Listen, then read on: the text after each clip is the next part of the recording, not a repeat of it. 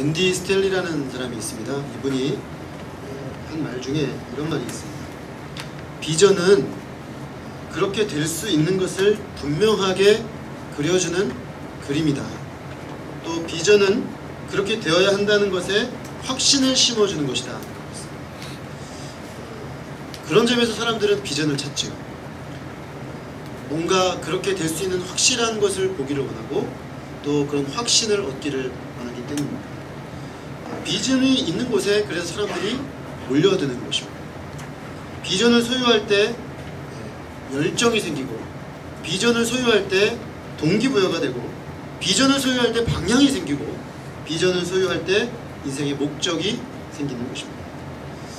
제가 지난 금요일에 3층에 제 연구실에 이렇게 앉아있는데 교회 건물 옆으로 하루 종일 정오쯤에는 뜨문뜨문 하더니 점점점 많아지더니 저녁 때 됐더니 도로를 가득 채운 빨간색 옷을 입은 물결들이 위로 올라오고 있어요.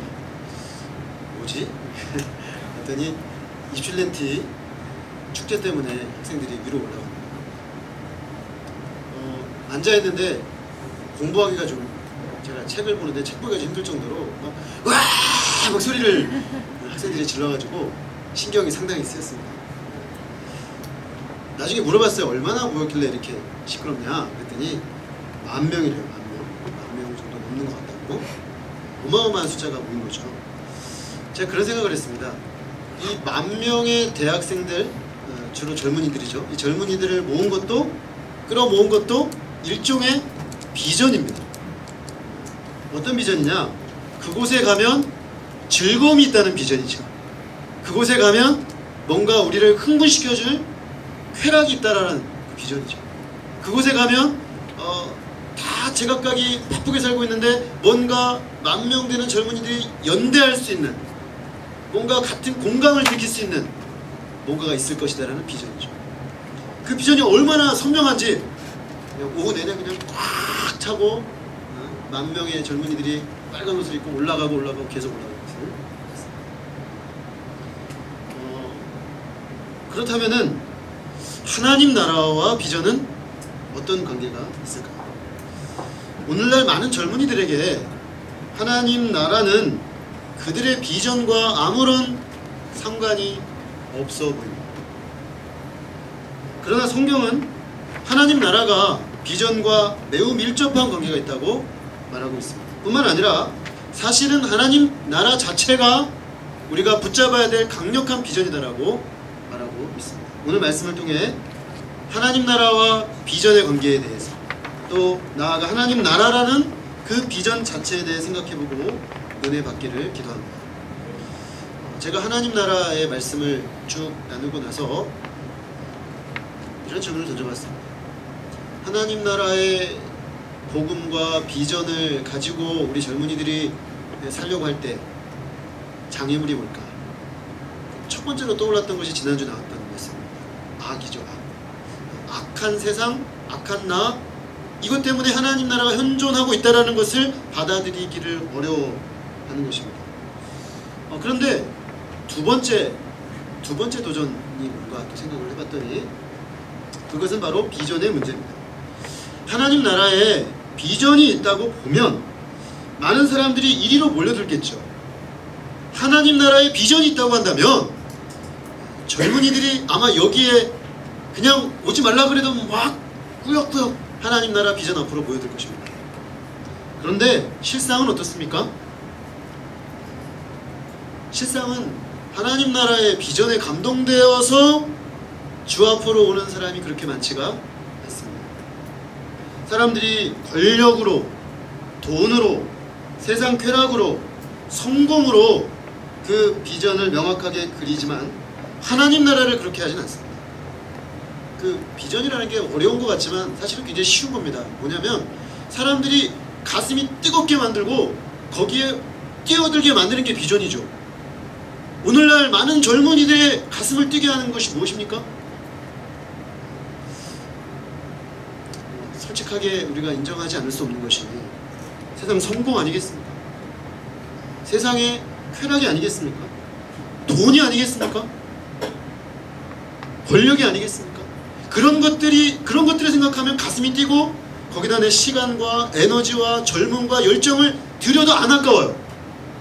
그런데 하나님 나라, 교회, 그러면 아까워요. 아까워. 일주일에 몇 시간 쓰는 게 아까워요. 왜 아깝냐? 여기서 비전을 보지 못하기 때문이에요. 좀 이건 아닌 것 같아요. 그러니까 이쪽으로는 안 오는 겁니다. 하지만 지금부터 2600년 전 나라를 잃고 강대국의 포로가 된 한 청년은 하나님 나라의 명확한 비전에 사로잡혔습니다. 그는 그 비전 가운데 급변하는 국제 정세 속에서 연속해서 새 나라, 새 왕조가 바뀌는 가운데 4명의 왕이 바뀌면서도 계속 총리직을 유지한 유능한 정치가요, 행정가로 살았습니다. 이 쉽지가 않죠. 정권이 바뀌고 나라가 바뀌는데도, 왕이 바뀌는데도 계속해서 최고위직 공무원으로 그 자리를 유지한다는 게 쉽겠습니까? 보통 정권이 바뀌면 제일 먼저 하는 일이 위에 수반들부터 바꾸는 거였어요. 자기 정권의 가치를 구현하기 위해서. 맞지 않기 때문에, 이전 정권이. 그런데 새 왕조가 바뀌고 4명의 왕이 바뀌었는데도 여전히 가장 최고의 왕이 가장 신임하는 통치권자로 행정관으로 있었다. 이런 사람은 보통 어떤 사람일까요? 시대와 타협한 변절자이기가 쉽습니다. 얼마 전에 한 유능한 행정가여셨던 분이 돌아가셨습니다.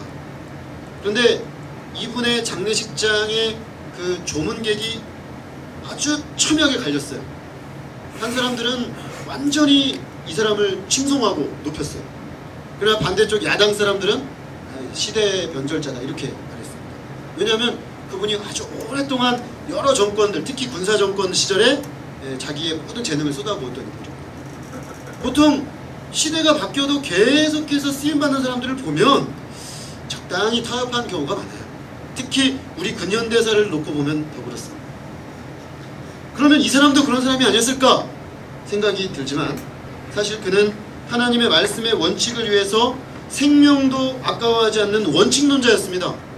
왕이 사자굴에 던져버리겠다 라고 했는데도 자기 원칙을 타협하지 않은 사람이에요. 왕과도 원칙을 타협하지 않은 인물임에도 불구하고 3명의 왕조가 바뀌어도 4명의 왕이 바뀌어도 그는 최고의 행정가로 신임을 받았다는 것이죠.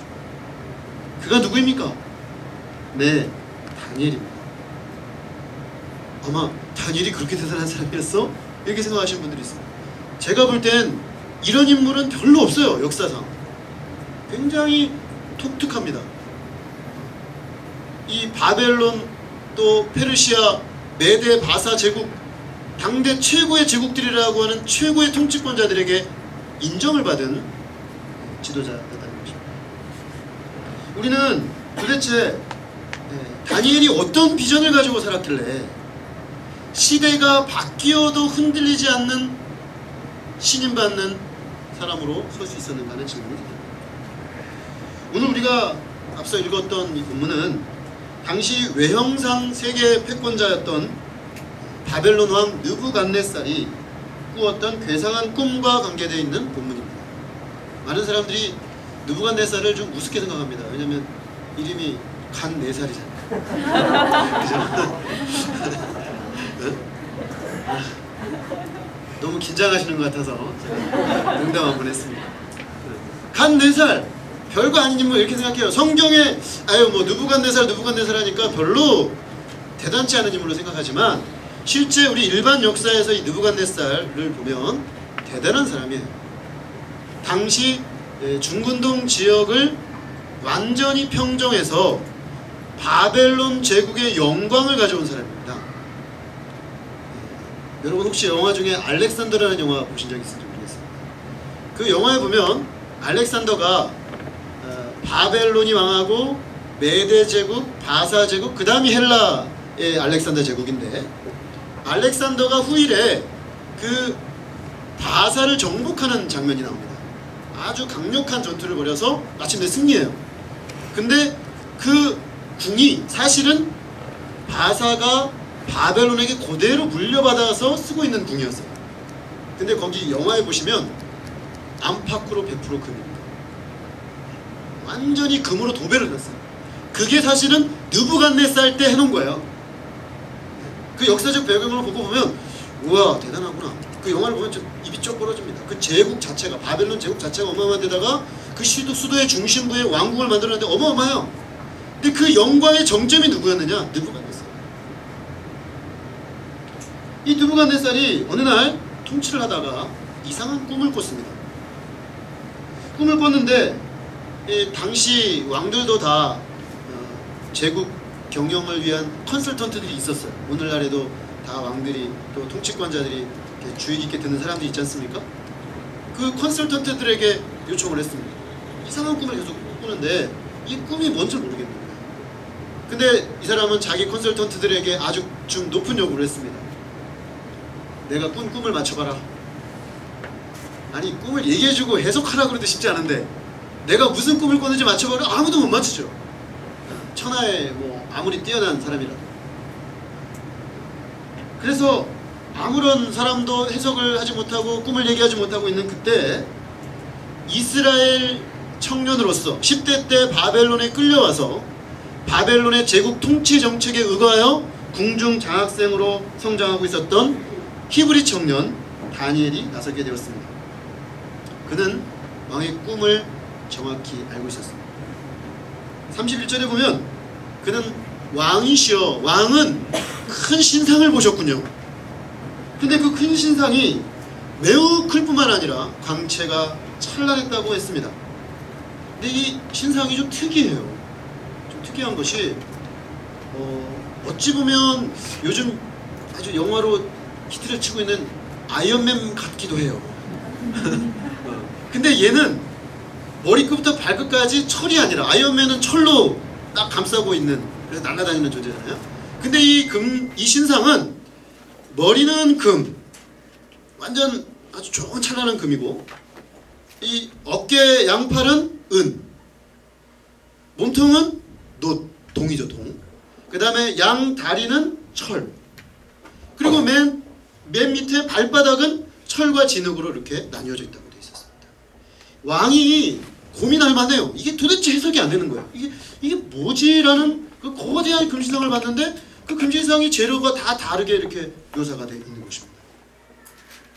그런데 그 꿈에 이렇게 금신상이 거대하게 서 있었는데 오늘 본문에 보면은 사람의 손이 닿지 않은 돌이라고 했어요. 즉 사람이 인위적으로 떠내지 않은 돌, 어떤 돌이 와서 이 금신상을 밑에서 툭 쳤는데 이 신상이 그대로 벅 쓰러지면서 온 세상으로 흩어져 버렸다는 것입니다. 다니엘이 이 꿈 맞지요? 맞다는 거예요. 해석을 해드리겠습니다. 꿈의 해석은 하나님께 있지 않겠습니까? 제가 해석해드리겠습니다. 라면서 꿈의 해석을 해줍니다. 왕이시여 이 신상에서 금머리는 왕 당신이십니다. 느부갓네살 왕 당신이십니다.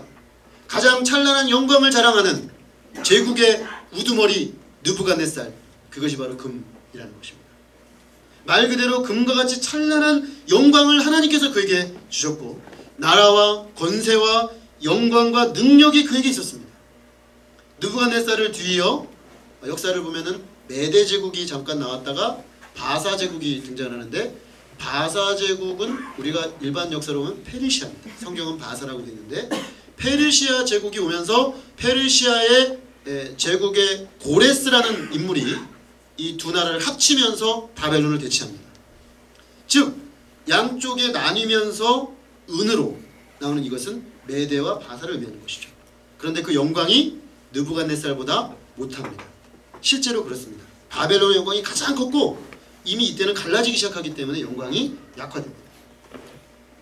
바사 이후로 페르사 이후로 등장한 나라는 노세 나라인데 노세 나라는 오늘 본문에 보면 온 열방을 다스렸다, 온 세계를 다스리는 자로 나타납니다. 그는 바로 알렉산더를 가리키고 있습니다. 알렉산더는 마케도니아의 그 그리스 북부 마케도니아의 그 왕자였는데 아버지가 죽고 나서 제국 정복에 나서죠. 그래서 동서양을 잇는 헬라 문명을 건설할 정도로 거대한 제국을 건설했습니다. 이 알렉산더가 죽고 나면 사후에 나라가 넷으로 나뉘어지죠. 그러다가 그 네 나라가 아니라 저쪽 서쪽 끝에 있는 로마가 이 중근동의 패권을 장악합니다. 그 나라가 바로 철로 상징되는 강력한 힘을 자랑하는 네 번째 왕국 로마가 등장하는 것입니다. 그런데 로마는 점점점 약해져서 나중에는 진흙과 절반이 나눠지는, 결국 그런 식으로 쇠퇴해 갈 것이라는 것을 보여줍니다. 느부갓네살의 꿈은 지금 느부갓네살이 건설한 제국, 인간 제국, 인간 나라, 세상 나라의 흥망성쇠를 한 번에 보여주고 있는 그런 그림입니다. 그래서 세상 나라를 궁극적인 비전으로 삼은 사람들이 재고해 보도록 하는 것이죠. 느부갓네살이 꾸고 있는 꿈이죠. 인간 제국의 꿈. 이 세상에 인간의 위대한 나라를 건설해 보겠다는 그 꿈이죠. 그는 어찌 보면 성취한 것처럼 보였습니다. 그런데 느부갓네살이 세상의 모든 영광을 한 손에 쥐고 바벨론의 영광이라는 그 비전에 도취되어 있었지만 그 비전은 반드시 쇠하고 사라질 것이라고 하나님께서는 그의 꿈을 통해 말씀하고 계셨던 것입니다. 하나님께서는 이 꿈을 통해서 결코 쇠하지 아니하는 하나님 나라의 비전을 주시고자 하시는 것입니다.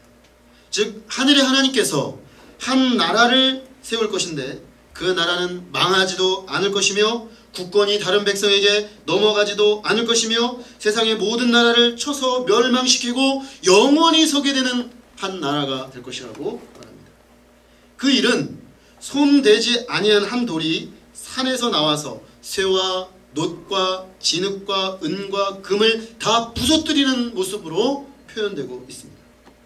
이 비전이 당대 최고의 권력자여 금과 같이 찬란하게 빛나는 바벨론 제국의 영광의 비전에 사로잡혀 있었던 느부갓네살에게는 받아들이기가 힘든 비전이었을 것입니다.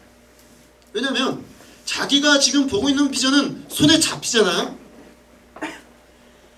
한 번은 그 2장 뒷부분에 가면 이 느부갓네살이 왕궁 위에 다 올라가 봤는데요. 제국이 쫙 내려다 보입니다. 그 제국의 수도에 자기가 건설해놓은 그 금빛 나는 빛을 받아서 반짝반짝거리는 그 도시를 보면서 느부갓네살이 생각합니다. 혹시 나는 신이 아닐까? 진짜 그런 생각이 드는 거예요. 이 엄청난 제국을 내가 건설했단 말인가? 근데 하나님께서 그 꿈을 통해서 점점 그 인간의 제국은 쇠해갈 것이고 결국에는 다 무너질 것이다. 이게 안 받아들여지는 거죠. 지금 내가 잡고 있는 게 너무나 대단해 보이고 너무나 확실해 보이고 너무나 내 가슴을 울렁거리게 만드는 그 확실한 비전이 있으니까 안 받아들여지는 것입니다. 그래서 결국 느부갓네살은 그 내가 신이 아닐까? 그 직후에 미칩니다. 미쳐버려요.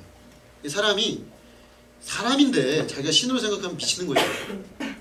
실제로 느부갓네살의 그 통치기의 그 역사 기록물을 보면 느부갓네살이 통치권 자리에서 3년간 물러나 있었던 시기가 있어요. 실제로 그 역사 기록에 보면 우리 성경은 그걸 기록해놨는데 미쳐서 궁을 나와서 동물들과 함께 있었다라고 돼 있어요. 동물들하고 같이 풀 뜯어 먹으면서 있었다. 인간이 하나님 앞에서 인간의 자리를 지키고 하나님이 주신 비전으로 살지 못하고 자기 자신을 하나님의 자리에 올려놓고 하나님과 비기려고 하게 되면 인간으로서의 존엄을 잃어버리고 오히려 동물과 같은 존재로 전락해버린다는 것이죠. 사실 이 비전을 따라서 살았던 인물은 느부갓네살이 아니라 그 꿈을 해석해 주었던 이스라엘이 망하고 포로로 끌려왔던 청년 다니엘이었습니다. 역설적이게도 다니엘은 이 세상의 나라들이 궁극적으로 멸망할 것임을 바라보고 하나님 나라의 비전에 사로잡혀 살았습니다. 그는 세상 나라가 궁극적으로 그렇게 될 거라는 걸 너무나 선명하게 알고 있었어요. 그의 마음을 사로잡고 있는 건 하나님 나라 비전이었어요. 그래서 왕들이 그에게 굴복을 요구하고 너가 섬기는 하나님이 아니라 내 금신상에게 절하라. 너가 늘 섬기는 하나님이 아니라 내 왕권 정책에 순복하라. 타협하지 않습니다. 왜냐하면 그의 심령을 사로잡고 있는 비전의 본질은 그 번쩍번쩍거리는 바벨론의 영광이 아니라 살아계신 하나님의 나라의 비전이었기 때문에 그는 세상 나라의 비전 일희일비하지 않았던 것이죠. 근데 놀랍게도 역설적인 게도 그런 다니엘은 권력의 중심부에서 한 번도 벗어나지 않는다는 것입니다. 참 역설적이죠. 왕들은 세상 나라의 비전을 쫓아 살았던 그들은 왕권이 무너짐과 함께 그의 비전도 무너졌으나 하나님 나라의 비전을 가지고 살았던 다니엘은 정권이 바뀌고 왕권이 바뀌고 세상의 권세가 바뀌어도 그는 그 자리에 있었어요. 왜 그럴까요? 왕들이 보니까 딱 정권이 교체돼서 딱 보니까 다니엘은 전 왕한테 헌신한 사람이 아니거든요. 전 왕조에 헌신한 사람이 아니에요. 그는 옆에서 다 얘기하는 거예요. 쟤는 하나님께 미치네요. 쟤는 하나님께 완전 헌신하네요. 그러면 전왕에게 왜 헌신했는가? 하나님께 헌신하는 마음으로 자기의 양심껏 전왕에게 헌신했기 때문에 새 왕조가 그냥 취합니다. 왜? 그 사람의 능력이 너무나 탁월하기 때문에. 그 사람의 가치는 채용할 수 없어도 그 사람의 살아온 삶의 열매는 채용할 수밖에 없는 거죠. 그래서 그는 계속해서 권력의 중심부에 있습니다. 나중에 이스라엘이 포로에서 돌아갈 때 그때 왕이었던 고레스를 움직여서 하나님의 언약의 말씀 70년 전의 언약의 말씀이 성취되도록 배후에서 그가 일을 하게 되는 것입니다.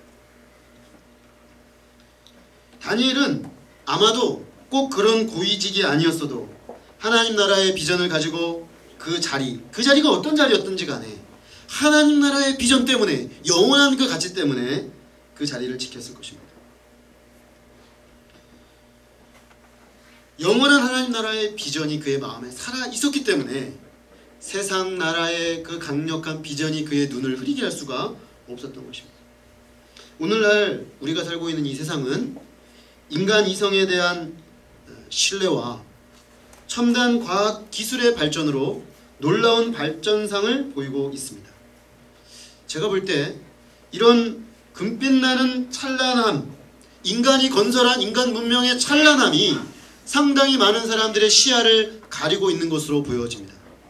그래서 사람들이 이런 발전상, 인간 이성과 인간 과학기술의 발전상으로 만드는 인간의 그 나라의 화려함에 시야와 그 마음을 빼앗긴 나머지 그 배후에 심각한 인간성 타락과 그 스스로 건설할 문명을 스스로 무너뜨릴 수 있는 엄청난 자기 붕괴의 모순을 보지 못하고 있습니다.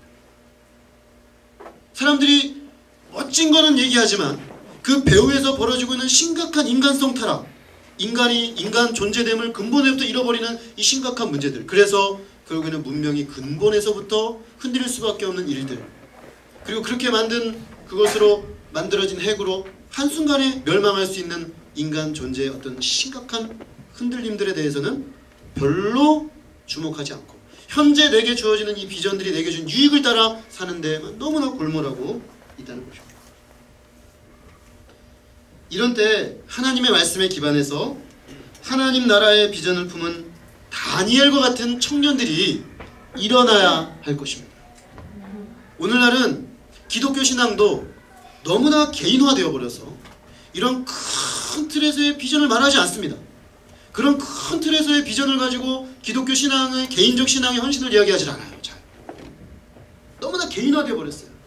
그래서 내가 만족하고 내가 행복하면 끝이에요. 아닙니다. 성경은 아주 분명하고 선명한 커다란 하나님 나라의 그림을 우리에게 그려주고 있습니다. 그리고 우리의 시야를 뺏어가고 우리의 마음을 뺏어가는 세상 나라의 그 그림으로부터 우리를 자꾸만 전환하도록 말하고 있는 것이죠. 그런데 이런 하나님 나라 비전을 가진 다니엘 같은 청년들이 일어나야 되는데 제가 볼 때 이 일은 오늘날 심각하게 어려운 일로 보입니다. 그 이유는 첫째로 우리의 시야를 사로잡는 눈에 띄는 세상 나라의 화려함들이 우리의 시야를 교란하기 때문입니다. 둘째로는 하나님의 말씀으로 말미암는 강력한 하나님의 나라의 비전의 빛이 사람들에게 잘 보여지지가 않는 까닭입니다. 다니엘은 비록 하나님의 백성이라는 자부심을 가진 이스라엘 공동체가 이방 나라 바벨론에 망하는 비운의 시대를 살았습니다. 즉 다시 말하면 하나님이 세상 나라 바벨론에게 짓밟혀서 하나님의 공동체가 풍비박산난 시대에 살고 있던 청년이라는 것입니다. 이런 때 하나님을 말하는 게 얼마나 부끄럽겠습니까? 하나님이 이방 나라에 짓밟히고 있는데 하나님의 나라? 하나님의 나라의 가시적인 존재들이라고는 이스라엘이 망해버렸는데 하나님의 나라가 어딨냐? 이런 얘기를 듣는 시기죠. 그런데 그는 하나님 나라 비전을 잃지 않았습니다. 왜냐하면 하나님께서 믿음의 조상들에게 주셨던 말씀인 모세오경을 그는 굳게 붙잡았기 때문입니다. 그 증거가 다니엘서 후반부로 가면 다니엘이 모세오경만 붙잡은 것이 아니라 바로 직전의 시대의 선지자였던 예레미야의 말씀도 붙잡고 있어요. 예레미야가 다 놓치고 있었는데 대부분의 당대 사람을 놓치고 있었는데 다니엘은 바벨론을 풀려가면서 이것이 하나님의 뜻이라는 걸 확신했습니다. 왜냐하면 예레미야가 이스라엘은 그 죄로 인해 망할 것이다 라고 경고했습니다. 그리고 끌려가라고 했습니다. 이스라엘 사람들을. 쉽게 말하면 나라가 망하고 있는데 우리나라는 망해야 돼 이렇게 말한 거예요. 대부분의 사람들이 너무 열받아가지고 예레미야를 감옥에 가뒀다가 나중에는 이집트에 팔아서 이집트 거기서 비참하게 죽습니다. 예레미야. 그런데 다니엘과 소수의 끌려간 사람들은 망하는 것 속에 있는 하나님의 뜻을 보았습니다. 왜냐? 예레미야는 모세오경 신명기 말씀에 근거해서 언약의 말씀대로 살지 않은 이스라엘의 상태를 진단한 거죠. 이들이 언약대로 살지 않았기 때문에 망한 거예요. 그런데 하나님의 언약은 끝나지 않았어요. 회복이 올 거라고 본 것입니다. 그리고 그는 그 바벨론 포로 상태에서 하나님의 회복의 비전을 붙잡은 것입니다. 그리고 70년 뒤에 돌아올 것이라고 예레미야를 통해 예고하신 그 예고가 사실은 그 언약을 붙잡은 다니엘을 통해 이루어집니다. 그는 나라가 망하고 하나님의 공동체가 무너지고 하나님의 비전이 보이지 않는 그런 시대에 어떻게 하나님의 비전으로부터 결코 무너지지 않았는가? 하나님의 말씀에 견고하게 뿌리를 내리고 있었기 때문에 주변의 상황과 세상의 변화에 개의치 아니하고 하나님 나라의 비전에 온전히 붙잡힐 수가 있었던 것입니다. 그러므로 그는 그 말씀의 비전에 근거해서 그 시대의 나라의 종이 되는 것에 대해 소극적으로 정합니다. 그래서 맨 처음 다니엘이 한 일이 끌려갔을 때 왕의 진미로 나를 더럽히지 않겠다고 하죠. 이건 소극적 저항이죠. 내가 세상과 같이 되지 않겠다는 거죠. 내 비록 나라가 망했고 하나님의 백성 공동체가 무너졌으나 나 개인으로서 하나님 앞에 나의 순결을 더럽히지 않겠다는 것입니다. 그게 받아들여졌어요? 근데 소극적 저항만으로는 안 되죠. 왜? 불에 던져버리고 사자굴에 던져버리고 그때는 적극적으로 저항합니다. 하나님이 그리 아니하실지라도 나를 구하지 않으실지라도 왕이시여 나는 금신상에게 절하지 않겠습니다. 그는 하나님 나라 백성으로 죽기를 원했습니다. 내가 죽더라도 이 땅에서 하나님 나라 백성으로 죽지 타협하지 않겠다. 이렇게 말했습니다. 어떻게 하나님 나라 비전이 그토록 강렬했기에 그는 소극적으로 저항적으로 모든 도전들을 다 이겨낼 수가 있었던 것입니다. 관건은 다니엘과 같이 하나님의 말씀에서 나오는 하나님 나라의 비전에 사로잡힐 만큼 하나님 말씀에 우리가 온전히 노출되어 있는 것이죠. 어느 정도까지 노출돼야 되느냐?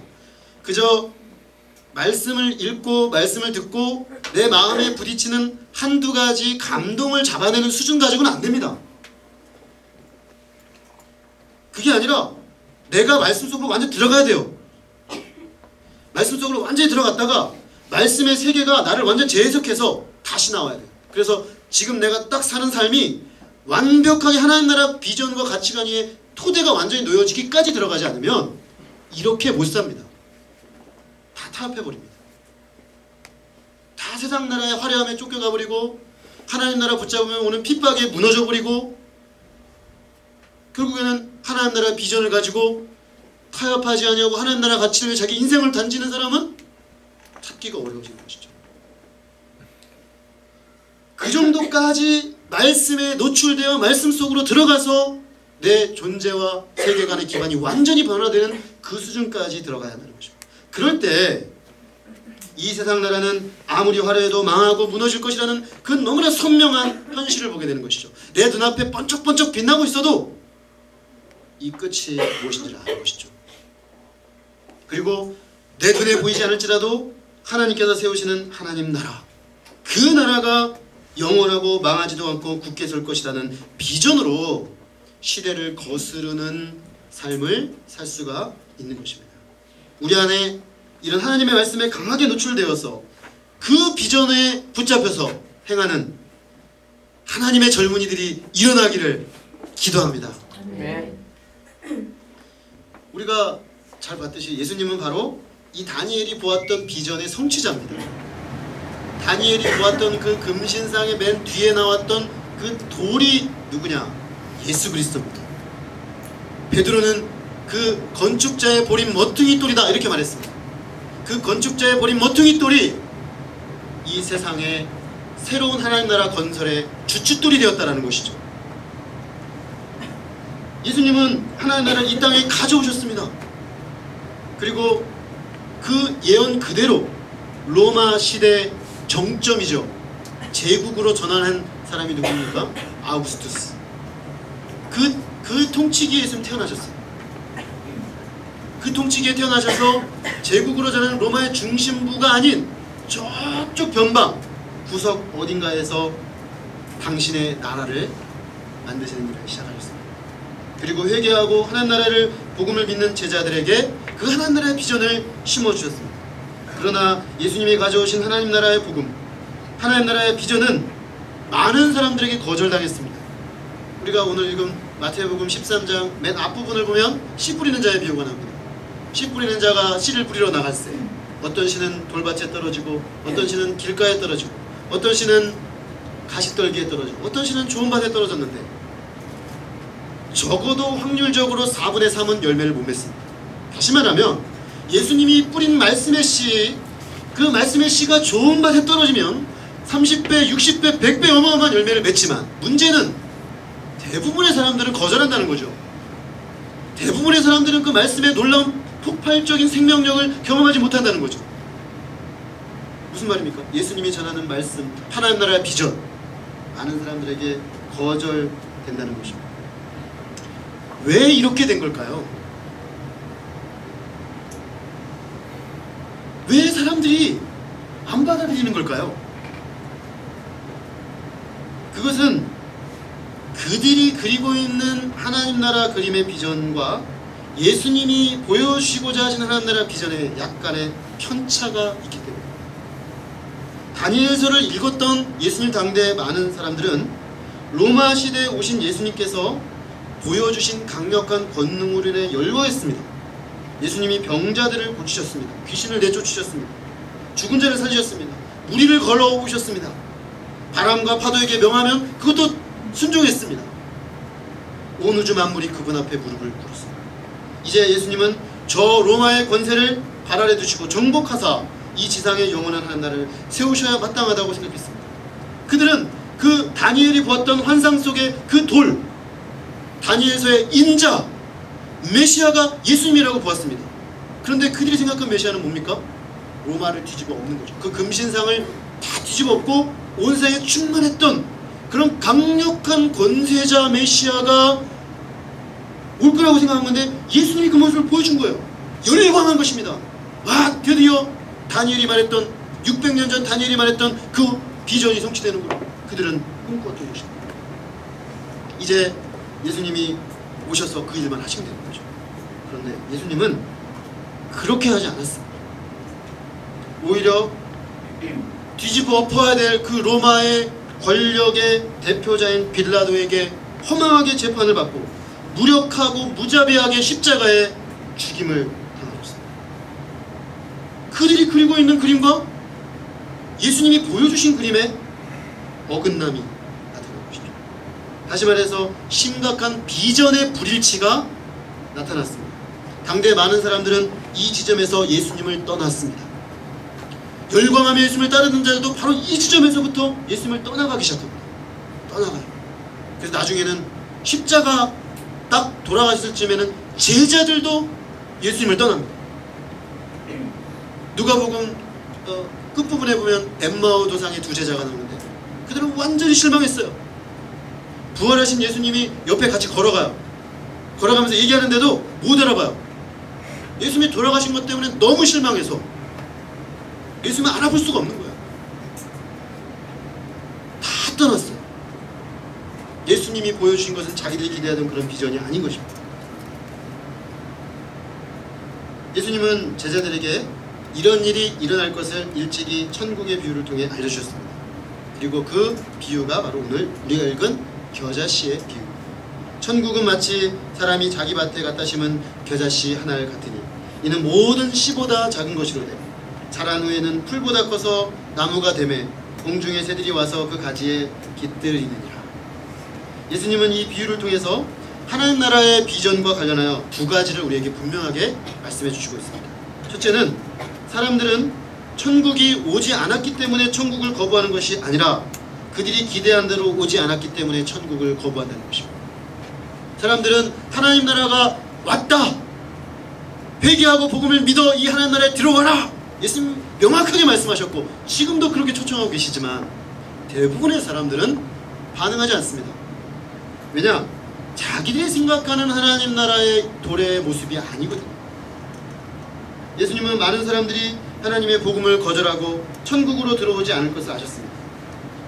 천국 복음이 선포되는 곳에 이필렌티에 구름대와 같이 몰려드는 젊은이들을 보기가 어려울 것을 아셨습니다. 저는 제가 아까 초두에 이필렌티 축제하러 올라가는 청년들을 이야기했지만 그냥 한 얘기는 아닙니다.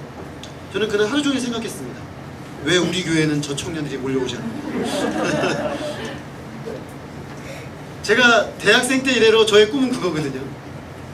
청년들이 구름대처럼 몰려오는 빨간색